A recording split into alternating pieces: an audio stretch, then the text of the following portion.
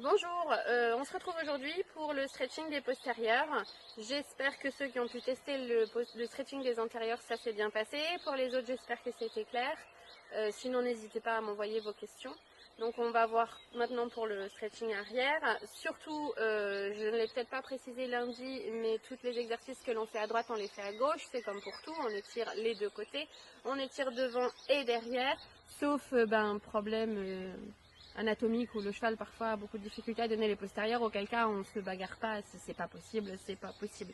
On est dans une démarche pour donner du confort au cheval et pas pour lui apporter un moment de stress. Au boulot.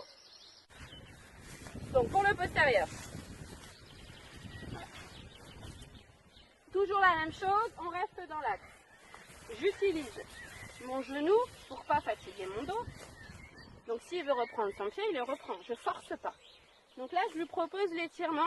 Toujours, je vise le sol. Je vise pas le ciel. Voilà. Et au plus il détend et au plus il donne. Et voilà. Là, c'est lui qui décide jusqu'où il va. Il y a le point de tension. Moi, je vais jusqu'au point de tension.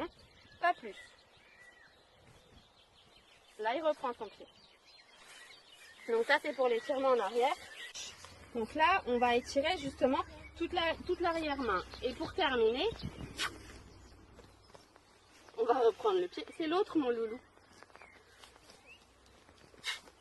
Donc là, je vais pousser avec ma main pour qu'il aille poser son postérieur devant l'autre. Voilà. Je ne prends volontairement pas le boulet pour pas qu'il comprenne que l'ordre, c'est donne-moi ton pied.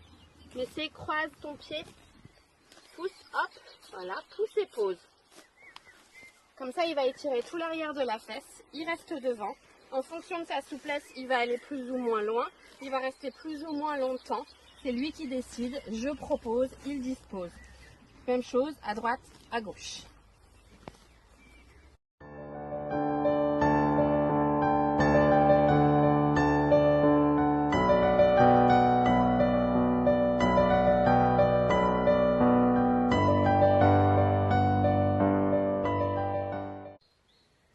Donc voilà pour le stretching des postérieurs. On a vu lundi le stretching des antérieurs. Là, c'est pour les postérieurs. Donc maintenant, vous savez étirer les 4 membres de votre cheval.